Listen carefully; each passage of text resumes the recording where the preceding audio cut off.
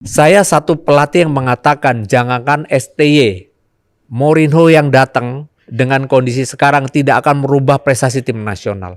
Program diaspora ini nggak bisa terus-menerus dilakukan. Kita harus membenahi ke dalam. Itu di setiap lampu merah di semua kota Malang itu ada tulisan RD out. Di semua, jadi kalau saya bawa mobil ngerem gitu RD out, nanti lampu merah lagi RD out gitu.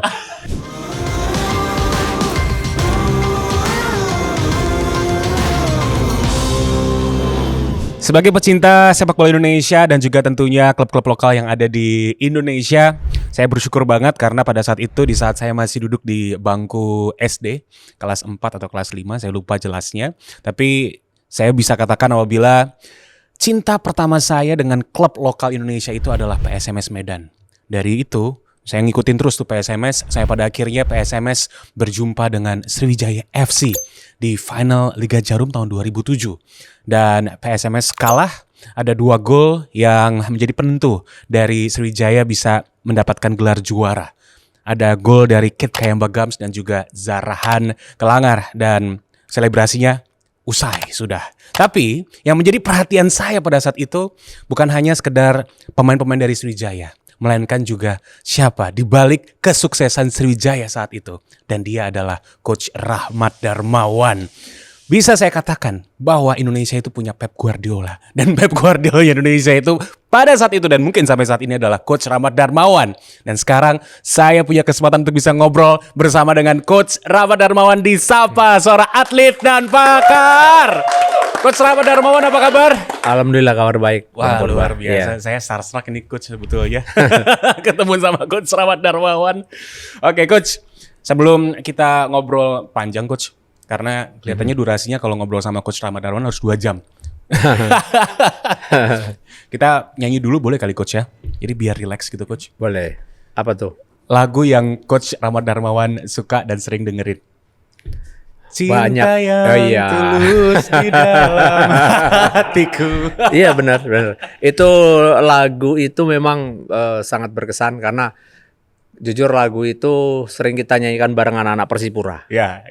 Dan itu maksudnya tuh lagu alunan cinta kebersamaan kita gitu loh ya, bersama Persipura waktu itu. Dan itu yang bisa merubah psikologi pemain dari tegang kemudian mereka rileks di ruang ganti pakaian. Itulah dengan Persipura tuh lagu itu. Betul, dan itu kan juga sebetulnya adalah salah satu cara yang sederhana tapi pada akhirnya bisa untuk menyatukan unit yang ada ya, Coach ya. Refnya boleh lah Coach. Karena saya jarang banget denger Coach Rahmat Darmawan di setiap podcast itu nyanyi gitu. Lagunya gimana? Semua yang ada padamu, oh membuat diriku tiada berdaya. Jadi emang Persipura yang buat saya nggak berdaya waktu itu. Oh, akhirnya berhasil nih. Ini baru pertama kali di podcast Coach Rahmat Darmawan menyanyi sepenggal lirik ya dari lagu yang jadi favorit dari Coach Rahmat Darmawan. Coach, lagi disibukkan apa nih akhir-akhir ini setelah kan kemarin sempat menangani Indonesia All Star ya di Piala Presiden. Tapi kalau untuk aktivitas yang saat ini tengah menjadi rutinitas dari Coach Rahmat Darmawan apa?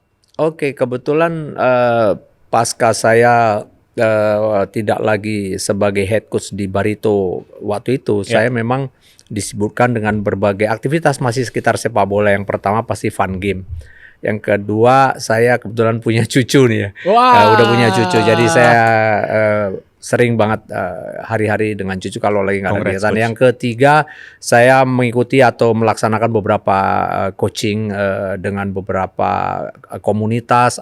Juga ada beberapa perusahaan-perusahaan yang menginginkan jasa saya untuk sebagai motivator atau coaching education dengan beberapa tim sepak bola. Seperti itu kira-kira. Wow, berarti bisa saya gambarkan apabila Coach Rahmat Darmawan udah kurang lebih 20 tahun lebih ya Coach ya? Iya, lebih. Pokoknya nggak ada kata lain selain sepak bola sebetulnya dengan apa yang Coach RD jalanin sehari-hari. Iya. Itu luar biasa banget dan mungkin ini sedikit fun fact juga nih untuk Sobat Sapa bahwa Coach Rahmat Darmawan dulu adalah pemain bola kemudian juga sempat jadi penulis berita juga untuk Piala Dunia. Piala atau- Dunia ya. Piala Dunia Ya coachnya, di dan Kompas waktu di harian. cukup lama. Ya nggak apa-apa nyebutin Kompas ya. Gak apa-apa dong, gak apa-apa dong. Ya. Dan kemudian juga jadi asisten pelatih, Ya, kemudian jadi pelatih muda pada saat itu. betul. Sedikit flashback, Coach. Ini mungkin juga menjadi apa ya, obrolan yang wajib didengar sama Sobat Sapa yang mungkin kelahiran 2010 ya. Karena kita pingin lebih kenal lagi dengan Coach Rahmat Darmawan. Coach RD pada saat itu ketika menangani Persikota Ya, Tangerang, bocah ajaib pada saat itu, dan pada akhirnya memang kita bisa melihat adanya prestasi yang Ya. dulu sempat didapatkan oleh Persikota. Tapi yang mungkin juga banyak orang yang belum pernah dengar atau mungkin belum pernah tahu adalah bagaimana proses Iya. yang dulu Coach Rahmat Darmawan Betul. lalui di sana. Bagaimana Coach ceritanya pada saat itu? Iya, yang pasti pertama dunia kepelatihan itu memang sepertinya melekat dalam diri saya mulai dari saya memilih jurusan ketika saya kuliah. Jadi saya kuliah di Fakultas Pendidikan Olahraga Kesehatan IKIP Jakarta, Yes. dulu IKIP sekarang UNJ. Ya. Itu jurusannya kepelatihan. Dan awal muasal saya ngambil jurusan kepelatihan karena dulu saya juga kaget, oh ternyata IKIP itu harus jadi guru lulusannya. Ya. Sementara profesi yang paling saya hindari dulu adalah jadi guru. Karena saya nggak kepengin kena karma. Dulu jadi murid saya nakal soalnya. Jadi saya nggak mau jadi guru. Nah terus jadi apa nih? Nah, terus kepelatihan kan. Ya. Akhirnya saya jadi pelatih di situ. Nah tapi tetap kepikir one day saya pengen mencoba satu cita-cita yang dari kecil memang saya kepingin jadi tentara. Oke. Nah, makanya saya waktu itu begitu saya lulus dari Fakultas Olahraga, Ya. kebetulan ada penerimaan sekolah perwira militer wajib, saya masuk jadi seorang perwira. Dan nggak tahu kenapa, saya daftarnya pertama Angkatan Darat, tapi kok malah dipanggilnya oleh Angkatan Laut. Dan seperti Tuhan kasih sama saya benar-benar, dari kecil mulai karnaval 17-an, kamu selalu pakai baju kelasi, pakai baju KKO.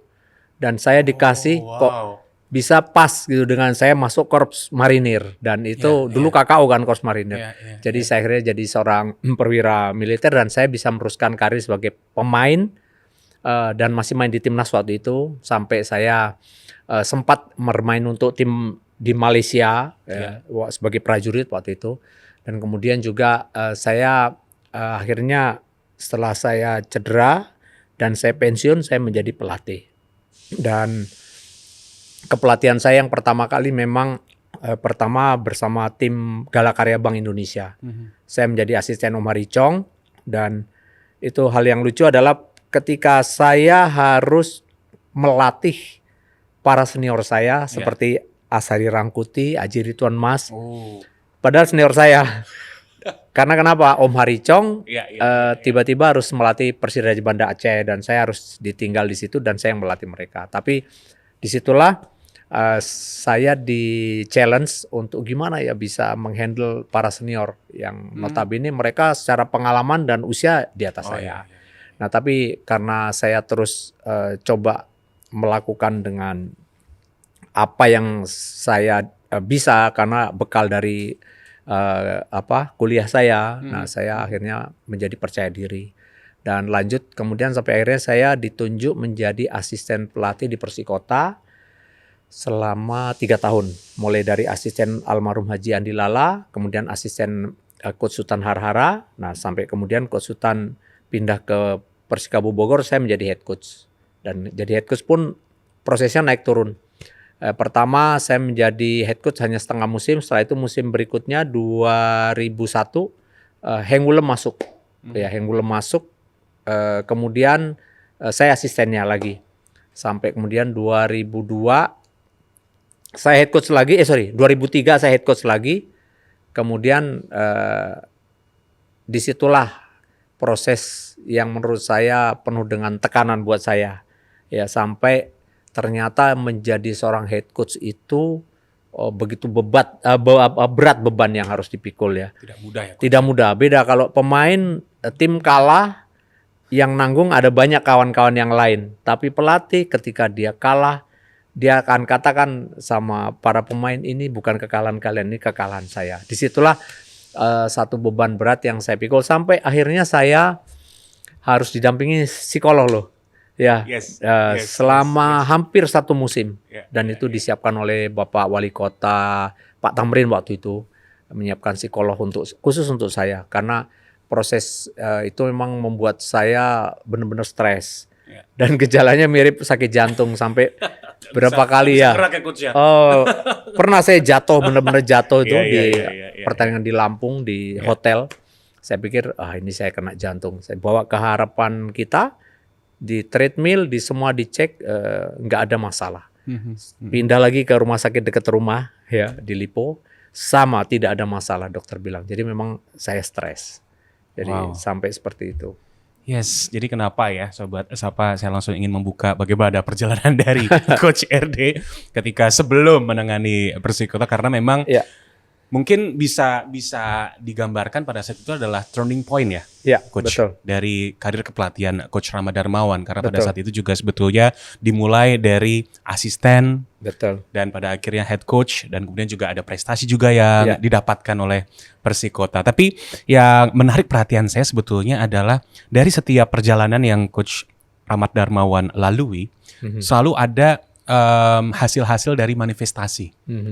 Hasil-hasil dari law of attraction, atau mungkin apa yang mungkin Coach dulu pernah katakan dan kemudian itu ternyata terwujud gitu, Coach. Iya, atau bahkan mungkin dulu sempat kepikiran juga pengen jadi pelatih atau pemain bola, dan pada akhirnya terwujud di situ, Coach. Ya, kalau soal bicara mengenai karir saya ya, mulai dari seorang pesepak bola dan kemudian bercita-cita jadi pemain bola dan punya keinginan kuat, itu nggak tahu kenapa sepertinya memang keberuntungan berpihak kepada saya.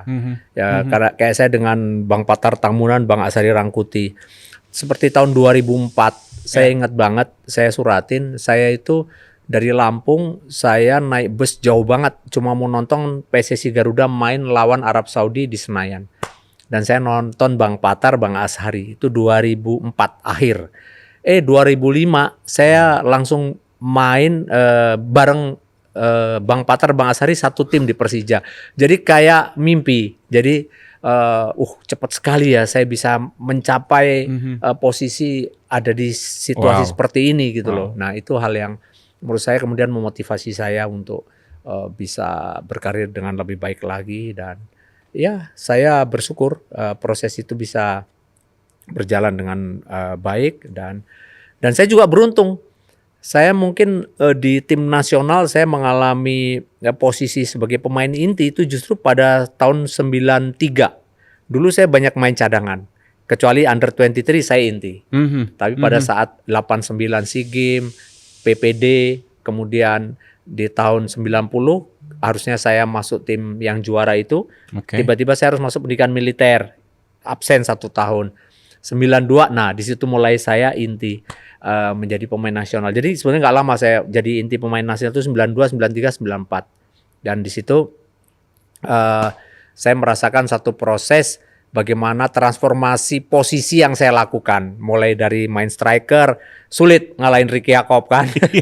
Saya pindah lagi ke winger kanan. Sampai akhirnya pertama kali kita main dengan formasi 3-4-3 atau 3-5-2. Saya dipasang di wingback kiri, dan itu yang membuat saya bisa main inti di SEA Games, di Piala Asia dan World Cup, pre-World Cup waktu itu. Ya, berarti dulu bisa dinilai Coach RD versatile ya. Ya. Di mana aja bisa, tapi pada akhirnya cocoknya di left back. Di gelandang. Oh, di gelandang. Iya, tapi inti di timnas justru di wingback kiri, karena dulu ya wingback kiri pertama kali dikenalkan itu. Memang dia satu posisi yang membutuhkan endurance baik lah ya.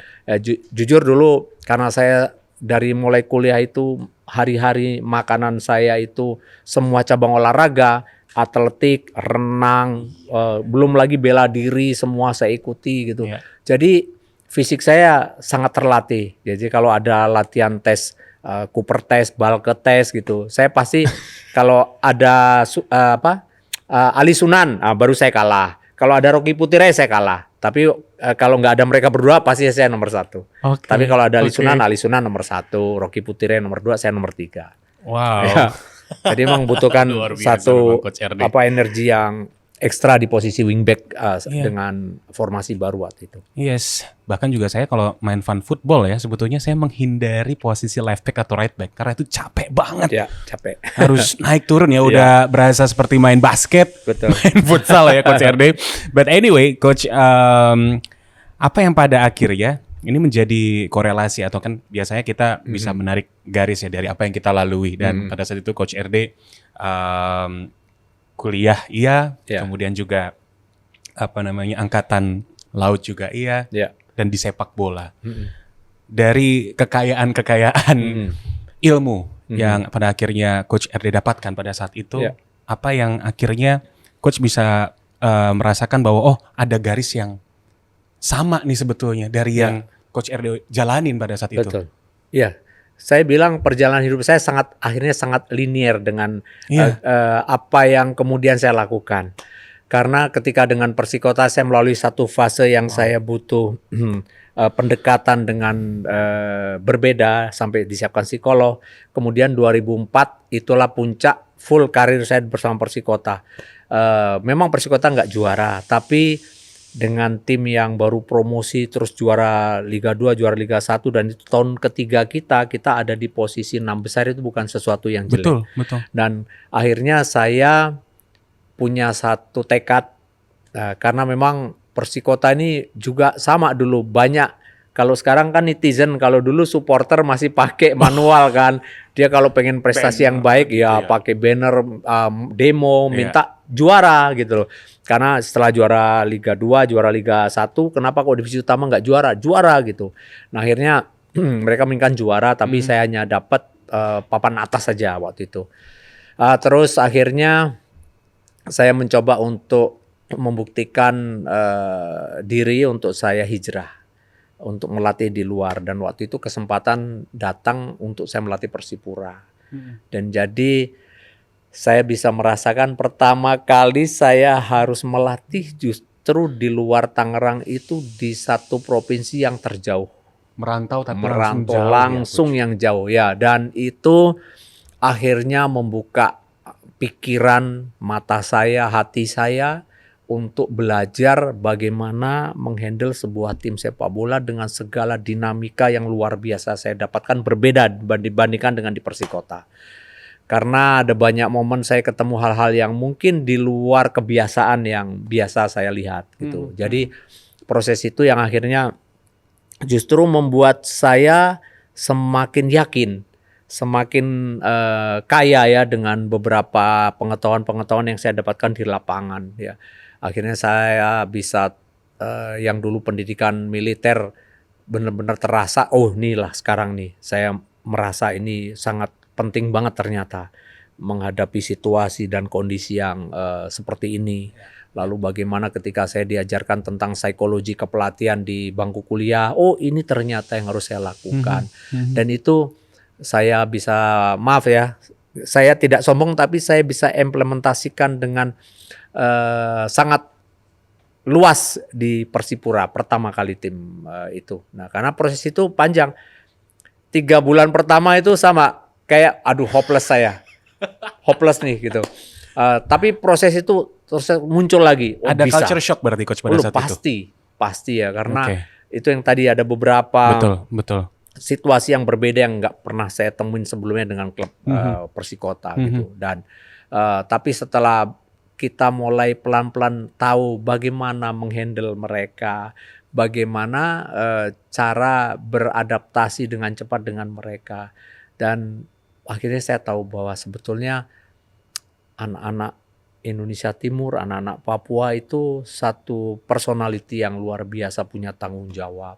Mereka sangat sopan, sangat baik gitu. Kalau kita bisa mengena, mendekat ke hatinya gitu. Dan saya merasakan itu menjadi sebuah kekuatan yang luar biasa ya, yang waktu itu saya dapatkan. Dan setelah 9 pertandingan, setelah 13. Pertandingan ke-13 ya. 12 pertandingan itu masih fluktuatif, pertandingan ke-13 itu kita nggak pernah kalah. Ya, kita dapat banget gripnya Dan itulah mulai lagu yang tadi kita nyanyikan itu setiap kali kita naik bus sudah nyanyi lagu itu. Ada satu lagi lagu apa? Saya lupa, lagu Papua ya. Tapi saya yang ingat lagu itu tadi. Ya.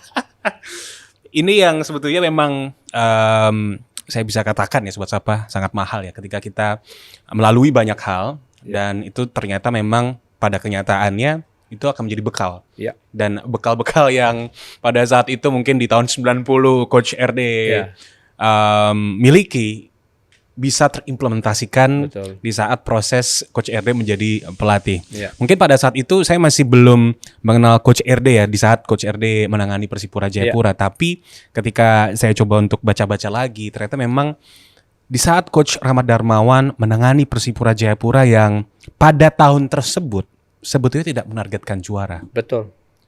8 besar sudah bagus sebetulnya. Ya. Tapi ternyata mungkin semesta berkehendak lain. Betul. Dan Persipura menjadi salah satu tim kejutan mendapatkan gelar juara. Dan buat saya yang mungkin baru setahun lah kerja di klub sepak bola ya Coach ya. Saya merasa bahwa ada pendekatan yang mahal di sana yang Coach RD dapatkan. Dan pendekatan ini yang memang saya bisa artikan di ranah kepelatihan itu sangat penting. Seorang head coach harus tahu caranya untuk bisa mendapatkan hati dengan pemain-pemain yang ada dan itu akan sangat berasa impactnya di atas lapangan. Coach RD ya. Setuju sekali ya. Jadi memang dominan di dalam proses berjalannya tim sepak bola dan tim itu akan bertanding setiap minggu, setiap mungkin ada midweek ya. Itu selalu butuh yang namanya fase di mana menyeimbangkan antara intelijensial dengan emosi. Bisa jadi kayak kita hari-hari ya, kadang hari ini kita bad mood nih. Artinya emosi kita lebih tinggi, intelijensial kita di bawah itu. Jadi komunikasi dengan mereka itu akan sangat membantu. Komunikasi nggak cuma bicara tentang taktik strategi bermain bola. Iya, betul. Paling simpel kadang-kadang kalau saya warm up sama mereka, warming up sama pemain tuh sambil stretching dipimpin pelatih fisik, saya sapa satu-satu gitu. Gimana keluarga, gimana kabar. Tiba-tiba dia ada yang nyeletuk, aduh coach, saya punya anak sakit. Nah habis itu selesai tanding, oke, kita gali lagi ya apa yang menjadi keluhan dia tadi gitu. Jadi hal-hal seperti itu yang bisa membuat ada semacam hubungan ya, hubungan di luar pelatih dengan pemain gitu. Jadi hal-hal yang seperti itu yang sebetulnya juga lebih dikedepankan juga ya. Karena jujur kayak sekarang kayak tim nasional sekarang ya juga sudah mulai kan melakukan hal-hal yang bersifat situasi seperti itu ya. Bagaimana mereka juga memberikan program-program di luar bermain sepak bola saja atau taktik bermain sepak bola. Jadi itu sesuatu yang memang harus dilakukan dan saya percaya itu bukan hanya sekedar ucapan, tapi ini ilmiah bisa kita buktikan dan itu ada pelajarannya di pada saat saya juga ada di bangku kuliah. Yes. Ya. Banyak pecinta sepak bola yang mungkin juga pastinya punya rasa penasaran ya Coach ya, dengan apa sih yang sebetulnya terjadi di locker room. Karena kan kalau kita coba untuk adaptasi di Eropa sekarang kan sudah mulai banyak sekali klub-klub yang mencoba untuk memberikan tips atau memberikan gambaran pelatih itu ngelakuin apa aja. Baik sebelum mulai pertandingan atau bahkan sebelum jalan menuju ke stadium. Dan ternyata memang proses demi prosesnya itu sangat menentukan nantinya dengan hasil akhir. Nah kemudian dari yang Coach Rahmat Darmawan sudah jalanin, ada nggak Coach momen yang mungkin ya dari point of view-nya Coach RD sangat berharga dan pada akhirnya dari yang tidak terduga-duga ternyata menjadi kenyataan dengan setiap proses yang berjalan pada saat itu. Ya, yang pasti pertama momen yang paling saya bisa ingat dan itu saya bisa rasakan dan itu seperti by design ya. Itu 2005 dengan Persipura. Karena kebetulan di 2004 itu saya dapat kesempatan pergi ke satu negara Eropa, di Jerman tepatnya. Saya ikut international coaching course, dan di sana itu saya pertama kali diperkenalkan dengan variasi latihan-latihan fisik di dalam sepak bola yang semuanya menggunakan bola. Nah, kemudian filosofi bermain waktu itu Jerman sudah mulai berubah. Nah, itulah yang saya dapatkan di 2004 itu, saya coba terapkan bersama Persipura 2005. Dan dulu banyak klub yang belum memainkan sepak bola possession. Hampir nggak ada ya.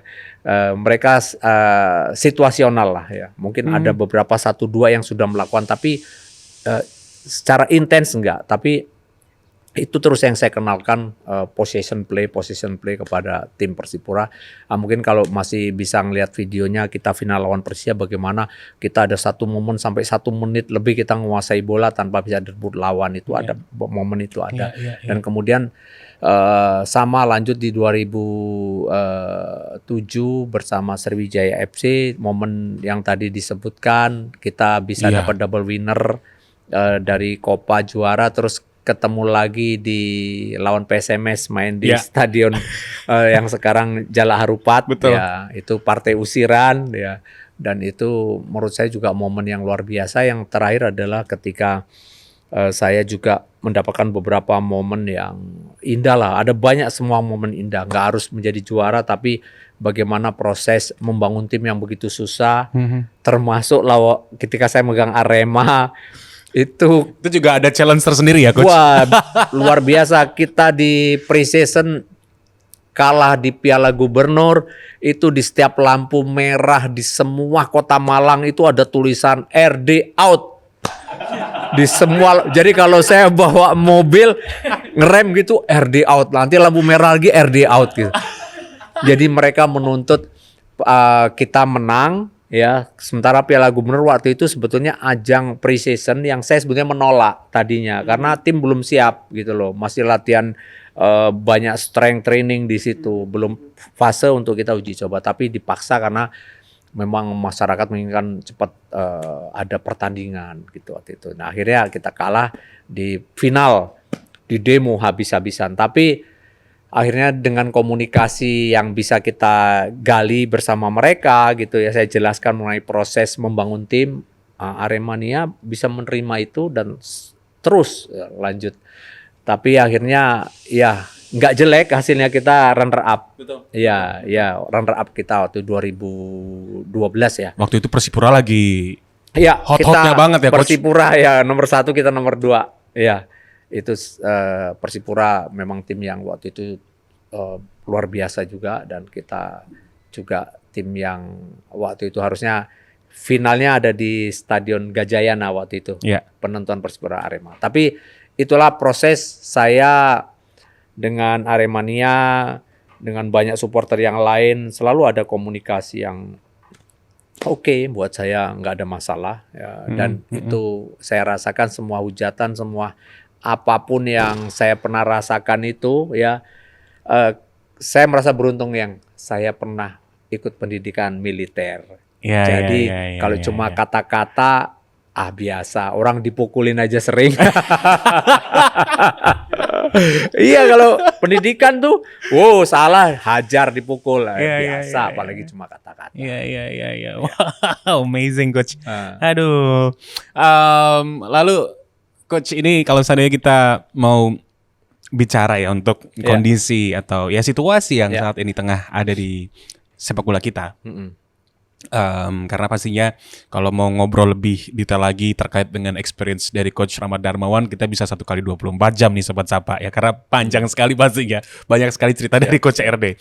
Cuman kalau seandainya kita saat ini melihat dengan persaingan yang ada, liga kita memang saat ini tengah dalam jalur atau koridor yang cukup positif.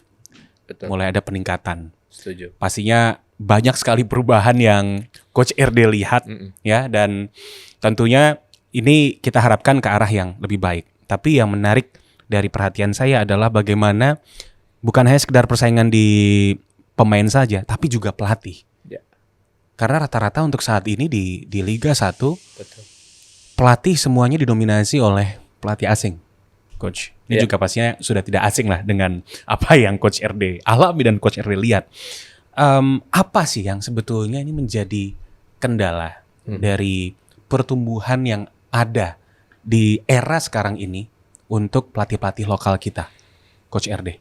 Ya, kalau kita bicara tentang kepelatihan, ya sebetulnya kalau ilmu kepelatihan dan beberapa kursus yang diikuti oleh pelatih-pelatih Indonesia itu nggak jauh beda. Kualitas para pelatih kita, karena materi kursus yang diberikan di Pro License itu di seluruh dunia itu sama. Ya, AFC punya, FIFA punya, atau UEFA punya, maupun CBF punya program itu nggak jauh beda, karena memang berasal dari satu sumber yang sama ya. Nah, mungkin yang membedakan adalah bahwa banyak pelatih-pelatih yang di luar atau yang dari luar itu mereka berkesempatan menjadi seorang pelatih dengan menghandle tim-tim ya yang notabene kualitas kompetisinya di atas kualitas kompetisi di negara kita. Jadi mereka juga bisa menghandle pemain-pemain yang sudah terbiasa bermain di level yang secara hitung-hitungan intensitas kerja mereka, intensitas permainannya dan segala hal yang berkaitan dengan tim itu mereka punya kesempatan lebih. Tapi bukan berarti mereka bisa sukses ketika mereka menghandle tim yang ada di Indonesia dengan cara bermain yang berbeda. Intensitasnya tidak seperti apa yang mereka tangani selama ini. Jadi sebetulnya kesempatan itu bisa saja datang dan pergi.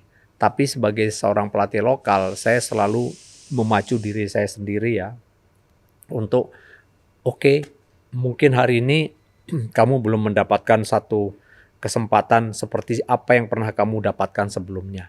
Tapi kalau momentum itu ada, pasti akan kita pegang dan kita yakin kita bisa bersaing. Karena kita juga ingat ada banyak situasi yang merubah sekarang sepak bola kita ya, mungkin dengan industrialisasi sepak bola. Betul. Terus kemudian sekarang banyak sekali media sosial yang bisa mempengaruhi, yang bisa membangun image, nggak cuma para level di grassroots, tapi bisa owner klub bisa terpengaruh juga ya, mungkin dari semua hal yang berkaitan dengan apa yang tadi saya sampaikan ya, sehingga memang kemudian mereka akhirnya mencoba untuk melakukan revolusi. Saya bilang revolusi ya, karena praktis sekarang hampir nggak ada pelatih lokal di Liga 1 ya, artinya hampir semua pelatih asing di Liga 1 ya. Dan saya pernah mengalami kondisi ini ketika saya melatih di Malaysia. Dulu hanya ada satu pelatih lokal yang menangani tim Malaysia ketika itu. Karena saya kan salah satunya asing kan, melatih. Tapi kemudian mulai kembali lagi ya. Jadi kita ikuti saja kondisi ini. Yang paling penting adalah pelatih tetap terus menjaga motivasi, menjaga eksistensinya, bekerja dengan baik, bekerja dengan jujur, itu penting untuk kita berasa di satu level yang satu hari kalau kita diberikan kesempatan lagi, kita ambil peluang itu. Jadi kalau saya sih menganggap hari ini mereka bisa dominan ada di Liga Indonesia ya, karena memang ada sebuah kepercayaan besar yang ditaruh di pundak mereka oleh para owner klub di Indonesia. Tapi suatu hari juga dia akan dituntut tanggung jawabnya itu bisa nggak mencapai target seperti yang diinginkan. Nah kalau itu tidak bisa dicapai, pasti kesempatan untuk pelatih lokal untuk hadir kembali itu harus dimanfaatkan dengan sebaik mungkin oleh teman-teman pelatih. Jadi kalau saya menyikapi seperti itu. Ya, tapi apapun, saya sangat senang sekarang Liga Indonesia jujur ada progres yang signifikan di dalam penampilan setiap klub-klub yang bertanding, dan ditambah lagi dengan hadirnya VAR ya, kemudian juga pendekatan-pendekatan yang lebih profesional yang juga terlihat nyata, mulai dari infrastruktur harus memenuhi syarat, kemudian semua hal yang berkaitan dengan fasilitas dan semua persiapan-persiapan menjelang sebuah pertandingan dilakukan terus berproses membaik. Jadi ini yang saya senang saat sekarang ini bersama tim yang ada di Liga Indonesia. Oke, jadi kalau seandainya untuk persaingan di pelatih, dari jawaban Coach Rama Darmawan kita bisa simpulkan apabila itu adalah sesuatu yang sebetulnya pure atau murni ya cycle of life ya. Dan nantinya pun juga akan ada momentum lagi untuk pelatih-pelatih lokal kita buat menunjukkan. Ya. Tapi ya mungkin belum saat ini. Tapi sooner or later ya Coach ya. Berarti untuk pelatih pasti lokal dan termasuk juga pastinya Coach Rama Darmawan. Coach RD ini pernah dari Madura, Rans, itu Barito 1 tahun 3 tim ya. Itu gimana coba? Ya kan? Sahabat-sahabat. Boleh diceritakan sih sih itu yang boleh. 1 tahun 3 tim. Jadi pasca saya dengan Madura waktu itu nggak sampai 1 hari loh. Saya sore saya punya agreement dengan Madura selesai, malam saya ditelepon untuk nanganin Rans ya. Terus dengan Rans ketika saya sudah selesai dengan tugas saya ya, saya malamnya lagi ditelepon. Kita habis perayaan lolos Liga 1 bersama Rans di Bogor. Saya ditelepon untuk bergabung dengan Barito. Saya ketemu sama ownernya Barito di rumah beliau. Ya. Dan malam itu juga bayangkan jadi nggak ada jeda 24 jam. Dan untuk menyelamatkan Barito waktu itu dari degradasi ya, dan ya alhamdulillah. Itu zaman bubble ya Coach ya? Iya, bubble di Bali. Di Bali ya. Ya, dan alhamdulillah kita nggak degradasi. Jadi memang itulah selalu akan ada drama di sepak bola karena nggak cuma kita bisa membawa tim juara, tapi bisa menyelamatkan tim nggak degradasi itu luar biasa, lebih berat ternyata perasaannya. Lebih berat daripada kalau nggak juara kan paling meleset dari 1 ke 2 atau ke 3 gitu. Tapi kalau degradasi itu ukuran hidup dan mati. Iya, itu lebih tegang. Ya. Itu keringat jagung bercucuran itu pasti iya. Di setiap pertandingan itu sangat tegang sekali dan nggak mudah karena di awal memegang Barito juga itu butuh waktu kan. Saya putaran kedua 5 pertandingan awal tuh kalah terus, seri 1 kali aja. Tapi setelah itu mulai bisa pelan-pelan ya. Oke. Wow, saya juga kalau saya di posisi dari Coach RD pusing juga ya pada saat itu. Cuman di saat Coach RD ini bisa untuk menyelamatkan PS Barito ya. Ya. Bukan tagar RD out enggak, RD stay. Iya. Lalu kalau dari point of view Coach RD, SDM yang di-upgrade kah terlebih dahulu atau fasilitas? Atau keduanya kalau saya memang bisa berjalan bersamaan nggak apa-apa. Ya.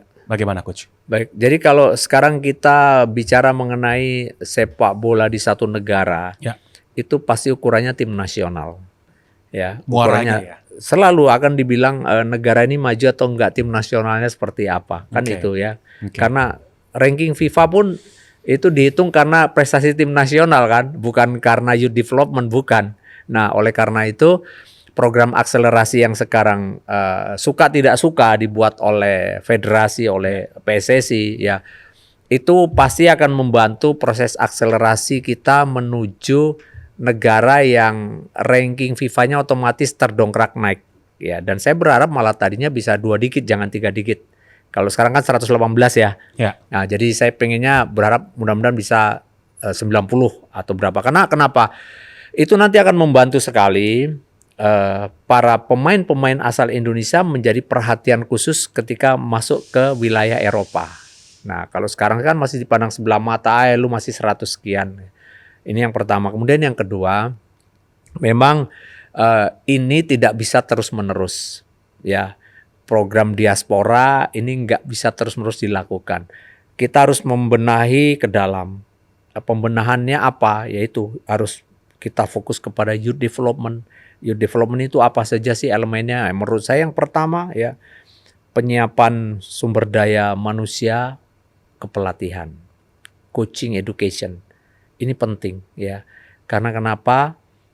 Karena ketika kita mau melatih para calon pemain sepak bola Indonesia, pelatih harus mengerti ini usia berapa yang akan saya latih, apa materi yang akan saya berikan. Pendekatannya berbeda Coach. Berbeda, setiap usia itu beda ya. Kemudian yang kedua, coaching education sudah ya. Yang kedua adalah infrastruktur. Infrastruktur sangat penting. Kenapa? Karena untuk memberikan latihan kepada pemain muda jangan menjadi sebuah handicap ketika nanti dia mendapatkan lapangan yang tidak memenuhi syarat, sehingga setiap apa yang diberikan di dalam sepak bola modern, latihan sepak bola modern, bagaimana harus satu sentuhan bermain tidak bisa dilakukan karena kenapa lapangan jelek, dia harus kontrol bola, dia harus passing. Nah, akhirnya dari habit itulah nanti terbiasa ketika dapat lapangan bagus pun pemain harus kontrol bola. Jadi kenapa itu pentingnya ya, lapangan juga harus menjadi sebuah hal yang diperhatikan, infrastruktur ya. Kemudian mereka nggak bisa cuma begitu saja berlatih, mereka harus difasilitasi untuk berkompetisi. Karena kenapa? Untuk ada di level senior ya, pemain usia 14, 16, 18 harus matang nih di kompetisinya. Sehingga ketika dia nanti main di senior, dia udah tahu kok seperti apa taktik bermain. Karena tim nasional nggak ada TC jangka panjang. Tim nasional itu kan main cuma latihan 4 hari bertanding, 5 hari bertanding. Dan selebihnya apa? Dia dapetin di proses ini. Mereka sudah betul-betul diisi penuh ketika mulai usia dini sampai dengan usia remaja. Dan proses ini harus dilalui dengan sabar. Nggak bisa buru-buru. Dan jangan juga ketika ada kegagalan dianggap tim nasional senior, kemudian merubah sistem yang menurut saya sudah jalan dengan baik. Karena kenapa? Contoh, Indonesia punya Villanesia. Villanesia itu nggak jelek loh. Betul. Kalau orang selama ini mengkritik apa sih filosofi sepak bola Indonesia, karena mereka belum baca. Jadi mungkin kalau udah baca dia tahu loh. Villanesia itu proses bagaimana memperkaya skill individu pemain untuk kelak menjadi sebuah pemain yang siap secara individu untuk dijadikan sebuah tim yang sangat mengerti dan paham tentang apa-apa yang dibutuhkan dalam taktik bermain. Jadi berproses.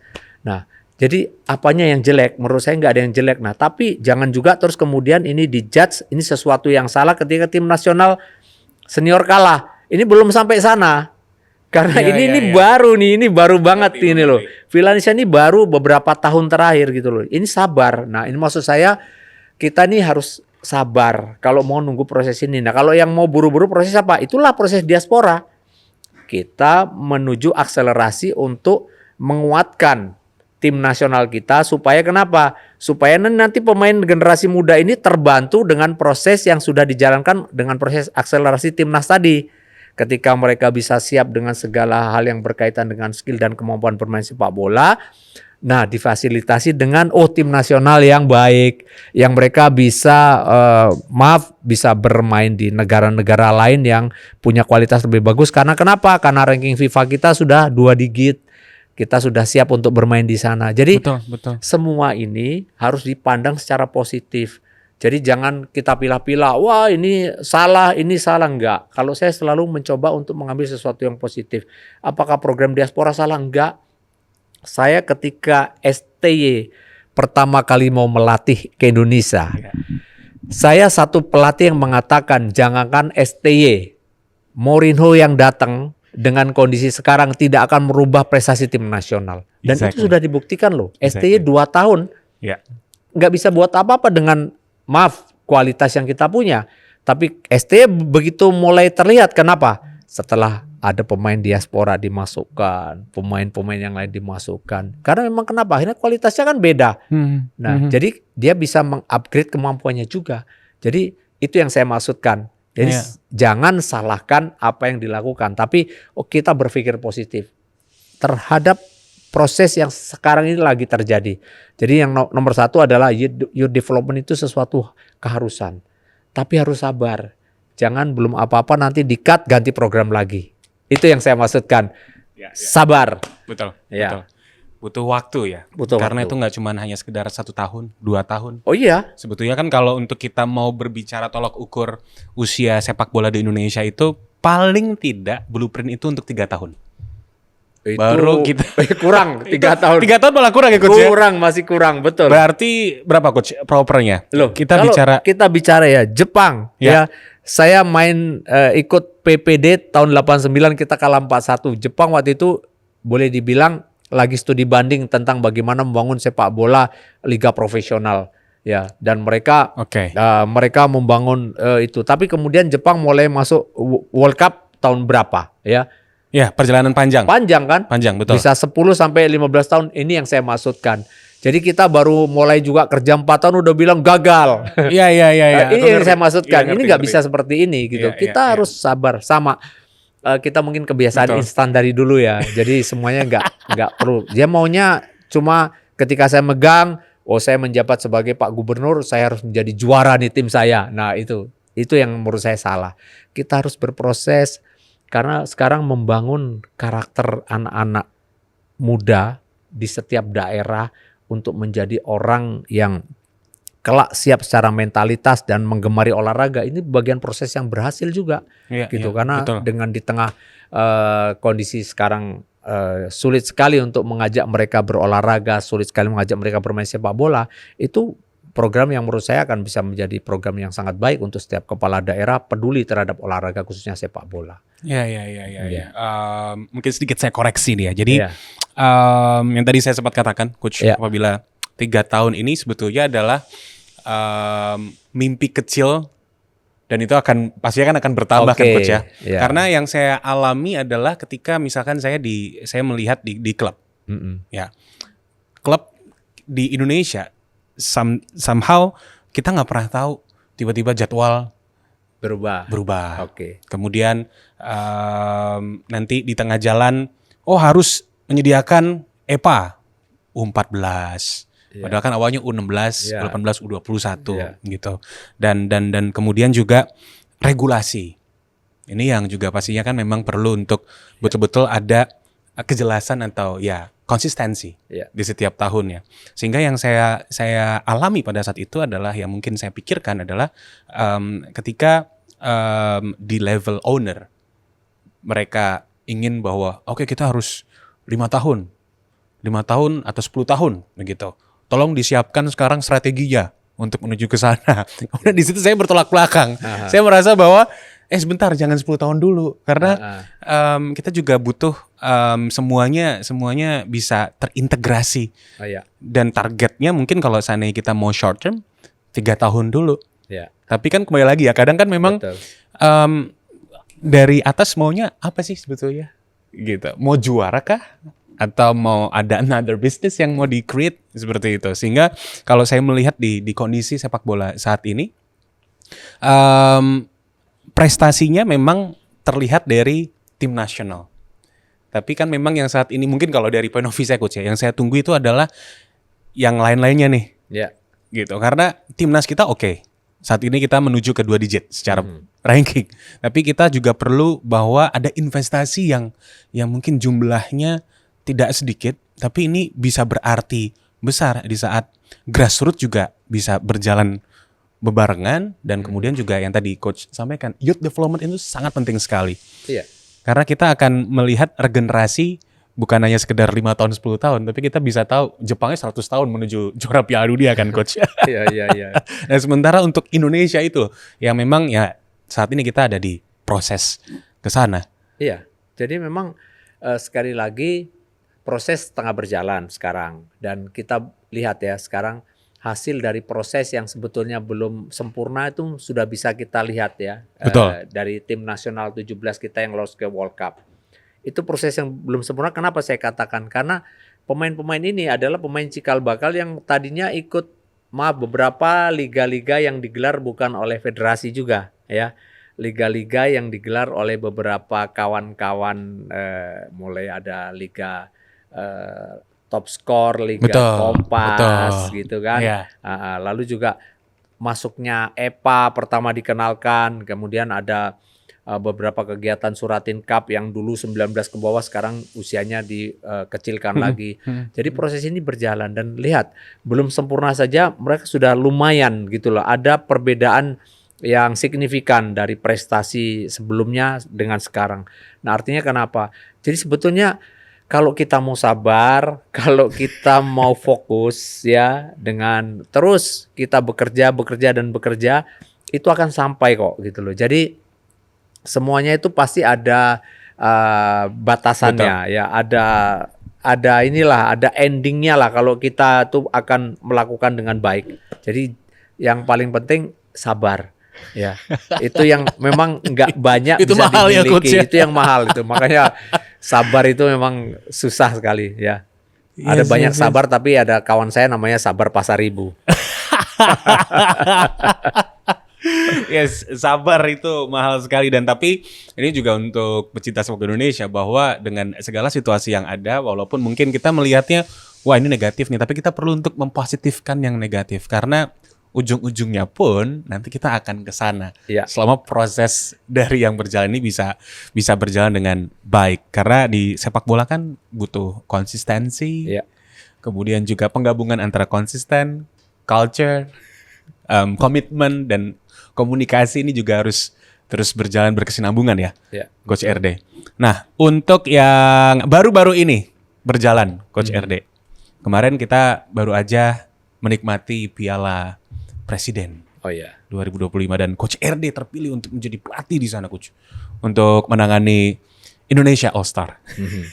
Betul. Bagaimana Coach RD menilai Piala Presiden pada saat itu? Karena kan kalau kita lihat dari pesertanya berkurang nggak, Coach, ya, dibandingkan dengan beberapa tahun sebelumnya. Ini hanya ada kalau untuk dari Liga 1 Persib, Arema, dan juga Dewa United. Kemudian ada 2 klub luar dan ada Indonesia All Star. Apa yang Coach lihat dari Piala Presiden tahun ini dan apa yang mungkin Coach Rahmat Darmawan harapkan untuk tahun yang akan mendatang dengan adanya kompetisi yang bisa berjalan selain liga? Ya, saya sedikit flashback. Dulu di Indonesia ada banyak sekali turnamen-turnamen internasional ya. Ya. Ada Marahalim Cup, itu luar biasa, tim-tim dari negara-negara. Bahkan saya ingat saya main lawan Jepang, itu main di Medan. Saya melawan Hungaria, itu dulu ada negara Hungaria, itu saya mainnya di Medan. Wow. Lawan Rumania saya main di Medan. Ya, dan ada Piala Yusuf Cup di Ujung Pandang juga menggelar pertandingan internasional, dan itu sudah lama. Dan terakhir adalah Piala Kemerdekaan. Piala Kemerdekaan itu saya pernah main lawan China, pernah saya main lawan satu tim dari Afghanistan atau Kyrgyzstan, saya lupa ya gitu. Tapi itu ada turnamen internasional. Nah, sekarang Piala Kemerdekaan tahun ini kita kembali mengundang tim dari luar, dan tim itu adalah Oxford dan Port Thai. Ya, dan menurut saya ini sesuatu hal yang baik, dan mungkin untuk perlu dipertimbangkan lagi di fase yang akan datang. Mungkin kualitas mereka yang datang justru saya kepinginnya tim yang punya level baik lagi. Ya, sehingga daya tarik turnamen ini tidak hanya nantinya menyedot keinginan masyarakat melihat, tapi juga bisa mendongkrak kualitas tim-tim yang ikut di Presiden Cup yang akan datang. Ya. Contoh sekarang penting loh, artinya kita akan main lagi bersama tim-tim yang punya kualitas bagus ya, karena itu bagian dari kita mengasah kemampuan kita untuk kita berani atau belajar challenge dengan mereka ya, dengan tim-tim dari Eropa yang walaupun kita sering ketemu dengan mereka yang punya postur-postur tinggi di kompetisi domestik ya, tapi melihat mereka satu tim bermain itu pasti akan berbeda ya, pasti berbeda bagaimana cara mereka bermain dengan satu sistematis yang mungkin bisa kita bandingkan secara langsung ya kemarin bagaimana Oxford bermain ya, dan ini sekali lagi akan bisa menambah wawasan bagi para pemain-pemain kita. Dan kalau kita kemudian melihat terwakilinya Indonesia dengan Persib sebagai juara, Arema sebagai juara bertahan Presiden Cup, dan Dewa sebagai runner-up kompetisi liga, menurut saya itu juga bukan suatu pilihan yang salah ya, karena memang mereka layak sebagai juara bertahan ya. Arema harus diundang, Persib juara masa enggak, runner-up kan biasanya selalu ikut serta. Lalu kemudian untuk tim liga yang lainnya terwakili Indonesia All Star, dan ini pertama kali diikutkan dalam Presiden Cup kali ini. Dan kemarin juga menurut saya memang kalau kita bicara apakah ini sudah mewakili, enggak sebetulnya ya, karena kita jujur ada banyak klub yang juga keberatan mengirimkan pemainnya ya, karena memang kita juga nggak bisa menyalahkan klub karena ini kan proses persiapan di pre-season sebenarnya ya, sehingga banyak klub-klub yang juga masih pengen membangun chemistry mulai dari awal dengan pemain-pemain baru mereka, dengan pelatih baru mereka. Ada klub-klub yang juga beranggapan, oh program saya masih berbeda, saya masih strength training, ini kan sudah masuk dalam fase uji coba gitu. Jadi itu hal-hal yang saya bisa mengerti, saya bisa maklumi, sehingga memang kemarin Indonesia All Star itu diwakili oleh beberapa pemain-pemain yang memang ya mereka punya kualitas, tapi memang kalau dibilang mewakili seluruh liga yang ada di Indonesia juga enggak gitu loh. Tapi ini sesuatu hal yang positif yang harus bisa diterima, bahwa Indonesia All Star ini mewakili kompetisi Liga Indonesia.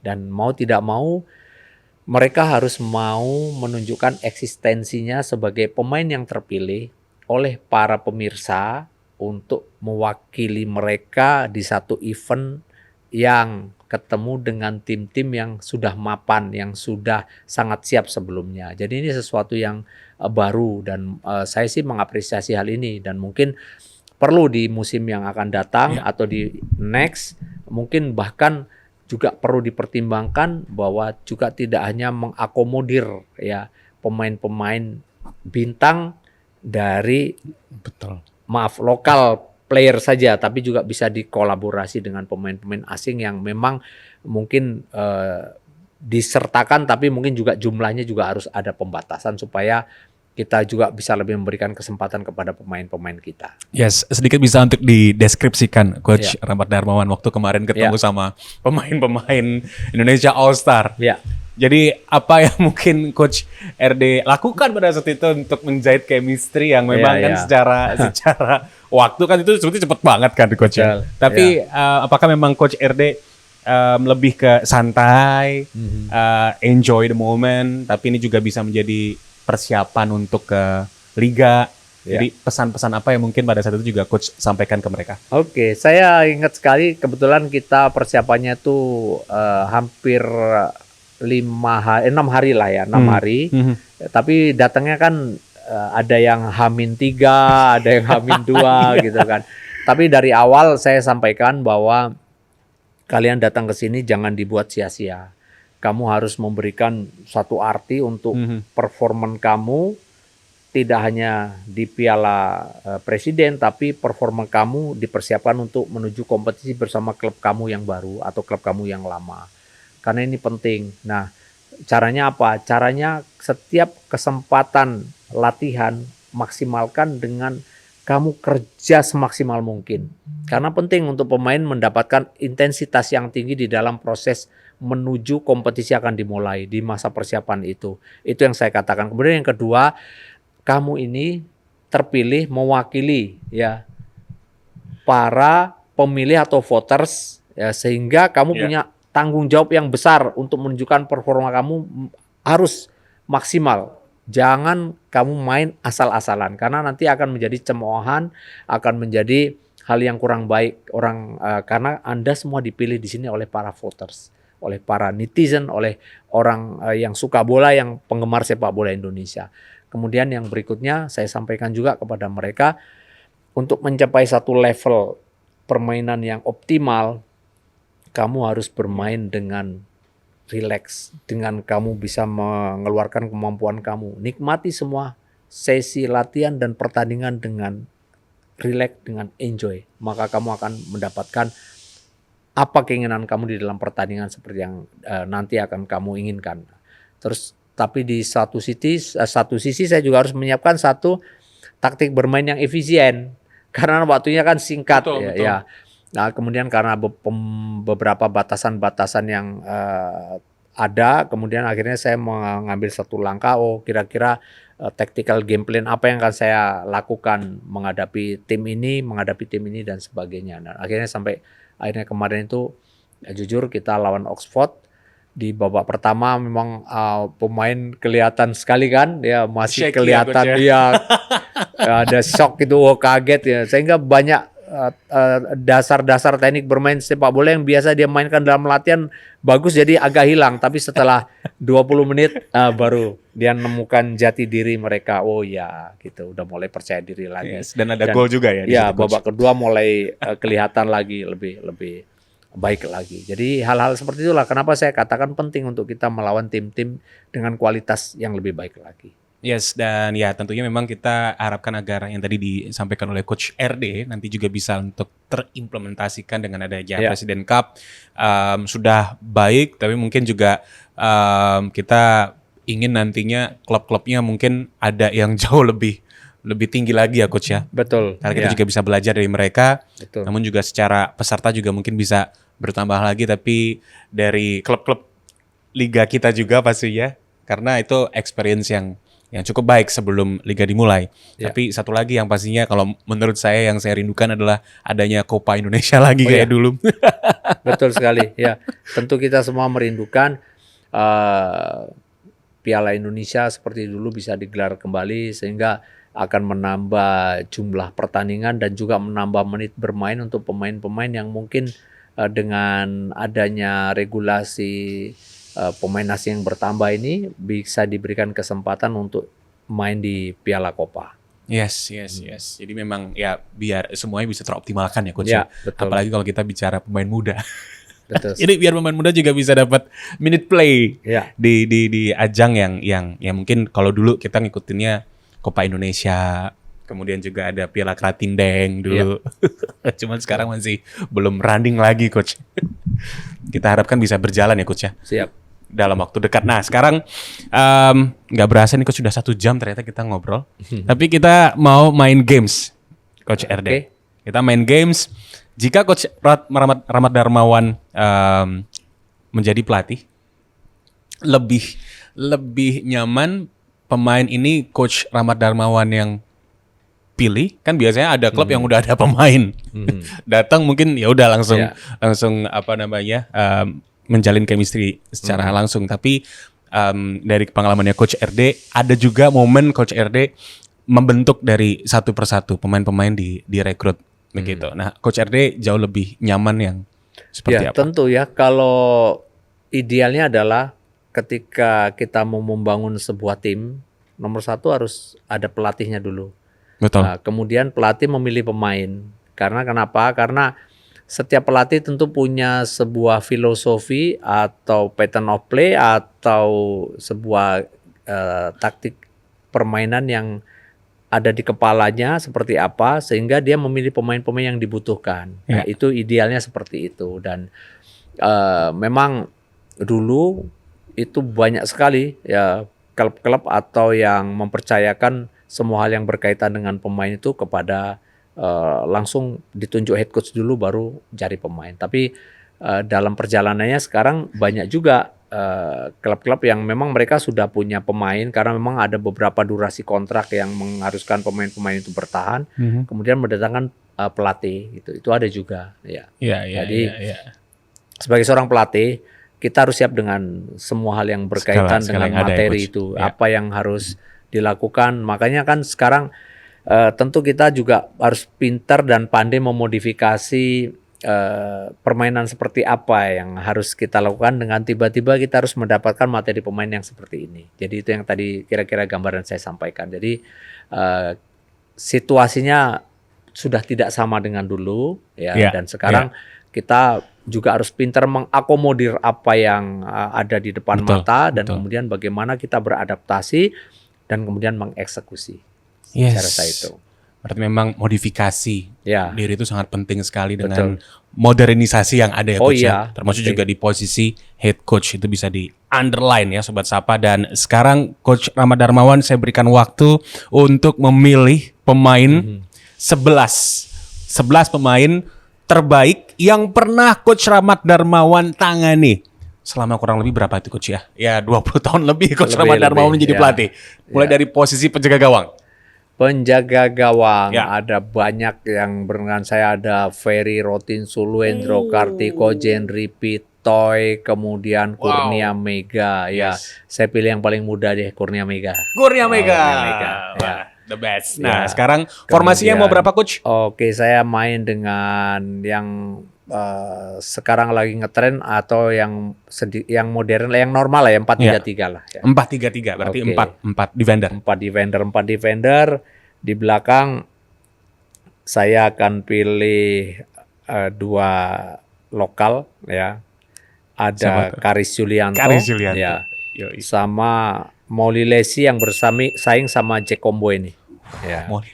Molly Lesi itu Peter Wade sangat suka Iya, banget iya, sama Molly dia karena Lesi. dia cepat ya.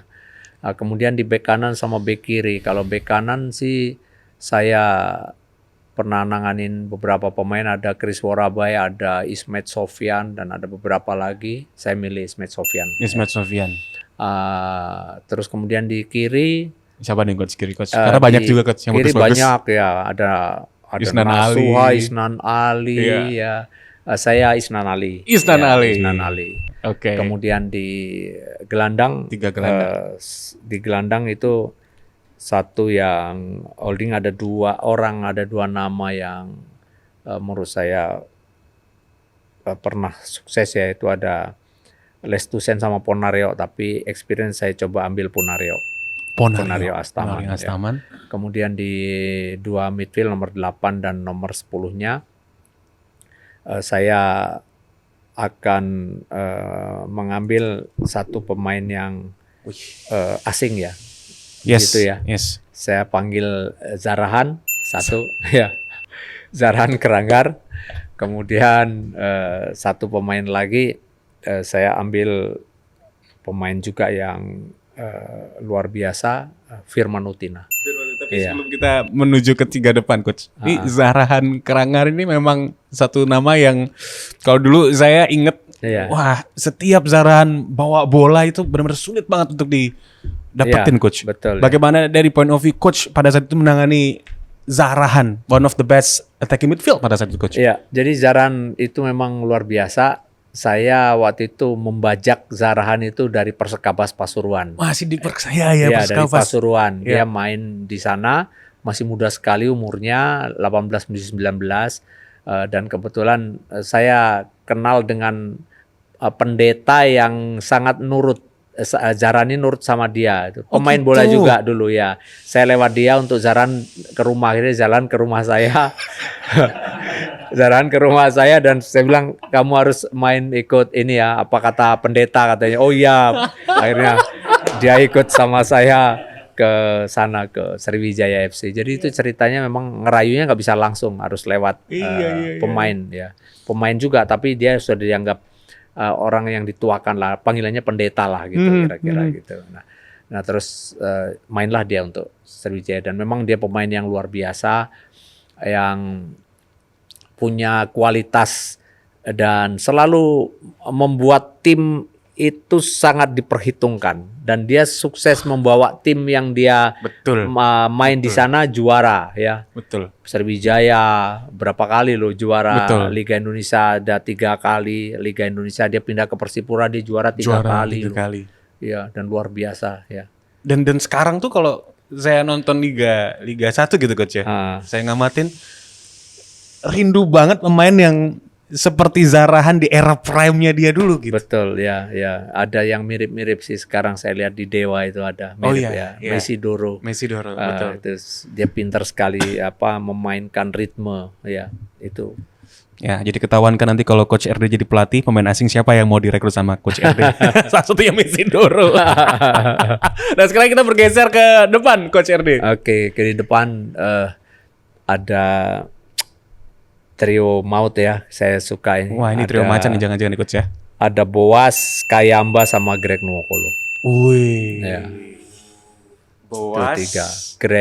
Greg, Ya, sama Kayamba. Kayamba Ya. Gams. Ini 3 nama yang pastinya punya cerita di baliknya dari Coach RD. Wah, itu mereka ini orang-orang yang yang hebat ya, orang-orang yang punya karakter berbeda-beda, tapi mereka ketika ada di lapangan mereka seorang profesional. Yes. Iya, Greg Nwokolo itu bandel, tapi dia sangat profesional. Ya, Boas sama bandel, tapi di lapangan dia profesional. Dia figur yang menjadi panutan. Saya suka sih pemain-pemain yang seperti itu karena Ya, saya sering dibilang, "Oleh nyari pemain yang baik-baik aja." Kalau nyari pemain yang baik, kita nggak usah nyari pemain bola, Cari kita di seleksi di pesantren. pesantren. Iya, pasti ada dinamika loh pemain. Maradona hebat, tapi dia Betul, oke, betul, agak betul. degil lah gitu. Betul. Karena ya itu tadi, itu sebenarnya challenge-nya buat pelatih sepak bola di situ. Sama kayak Begams ya. Wah, kalau kayak memang itu contoh ya. Yes. Saya dulu cerita ngambil Kayamba itu lucu. Jadi saya ngambil rencana bukan Kayamba yang saya ambil, striker. Saya diliatin video nonton pertandingan Kice, klubnya Kayamba. Nah, Kice saya nyari strikernya, saya lihat strikernya, tapi kok saya malah tertarik sama pemain yang bermain di posisi nomor 10. Waktu itu Kayamba main di belakang striker. Dia second striker ya? Iya, dia dulu second striker. Waktu saya lihat videonya itu ada 2 video saya nonton. Terus saya langsung bilang sama agennya, saya nggak mau yang itu, saya mau dia. Coach, dia bukan striker murni, dia pemain nomor 10 dan umurnya sudah 34 waktu itu. Enggak, saya bilang saya milih dia. Akhirnya dia datang dan supporter mulai ramein Rahmat ngumpul ke pemain gaek katanya, karena ada Karis Yulianto, ada Renato Elias waktu itu, terus Kayamba lagi ditambah, ngapain orang tua-tua dikumpulin katanya. Tapi begitu Kayamba dites, mulai endurance test, mulai speed test, Itu best ya coach. semuanya nomor 1. Iya, semua anak-anak muda lewat semua sama dia. Iya loh, Dan dia lifestyle dia itu sangat luar biasa. Dia ngatur tidur dia ngatur makan dia, nggak mau Olahraga sembarangan. juga. Dia semua yang berkaitan dengan strength training dia lakukan luar biasa dan disiplin sekali. Itu yang menjadi atmosfer yang begitu bisa ditiru oleh pemain-pemain yang waktu itu ada di Sriwijaya FC. Iya, salah satunya Karis Yulianto juga ya coach ya. Karis Yulianto. Jadi terpengaruh juga untuk dia Betul. bisa nurunin Iya. weights-nya. Akhirnya jadi kapten timnas lagi setelah absen 2 tahun. Ya. Betul. Dan kalau untuk saat ini yang Coach RD bisa lihat, yang mungkin mirip punya kepribadian yang sama dengan Sekarang kayak Begams. Sekarang pemain sekarang ya itu mulai mengarah ke sana ya. Saya senang lihat bahkan satu pemain yang dulu bandel banget. Saya ngomong sebut aja orangnya juga pasti nggak marah kok, Hamka Hamzah. Itu bandel banget. Tapi dia sekarang disiplin banget untuk yang berkaitan dengan menjaga kebugaran fisik dia. Setiap hari dia di gym. Setiap hari. Artinya dia tahu bahwa kebutuhan seorang pesepak bola itu apa. Dan nggak cuma satu nama ini. Sekarang banyak pesepak bola muda-muda yang saya sangat positif ngelihatnya. Mereka sudah punya kesadaran, saya harus memaintain saya punya kondisi fisik, strength saya harus saya jaga karena investasi saya ada di sana. Dengan saya bisa menjaga ini, maka saya bisa main bola nggak cuma 20 atau 30 tahun nih. Tapi mungkin bisa sampai 40. Bayangkan kalau dia bisa mulurin waktu 10 tahun aja, berapa duit yang bisa dia investasikan. Karena sekarang gaji pesepak bola kan lumayan, Bang. Ya. Oh iya Bang ya? Iya. Loh iya 10 tahun tuh. Beda. Kalau dulu gak kayak sekarang ya coach. Saya juga kadang kaget coach. Waduh mahal banget ya. Iya sekarang oke lah ya. Tapi ya itu rezeki mereka. Dan saya juga sama. Saya juga bersyukur saya masih ada di bagian proses ini berlangsung lah gitu. Iya. Pemain boleh mahal, tapi kalau seandainya untuk pelatih juga mahal ya Coach RD nih. Enggak. Kalau saya bisa negosiasi murah. Bisa negosiasi. Oke. Coach RD terima kasih banyak telah menemani saya dan juga pastinya untuk Sobat Sapa di episode kali ini yang sangat amazing ya. Tadi saya mengawali dengan starstruck, nervous juga ketemu sama Coach RD. Doa saya buat Coach RD semoga bisa segera mendapatkan klub ya Coach ya. Amin. Ditunggu nanti Coach RD di sisi lapangan untuk mendampingi klub mau di Liga 1, Liga 2, tapi aku yakin banget pasti Coach bisa memberikan prestasi yang bagus pastinya. Saya selalu Coach.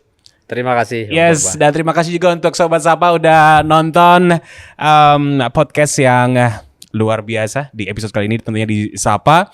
Dan tentunya saya juga ingin mengucapkan terima kasih untuk our sponsor Furniture Loista. Empuk ya coach ya, enak ya. Iya dong, Loista. Gak terasa. Jadinya nggak berasa udah Iya, 1 jam, 1 jam 15 menit ini ya. Pokoknya jangan lupa untuk like, komen, dan juga subscribe. Dan kita ketemu lagi di episode Sapa berikutnya. Sampai jumpa, salam sehat dan pastinya salam Sapa. Thank you coach.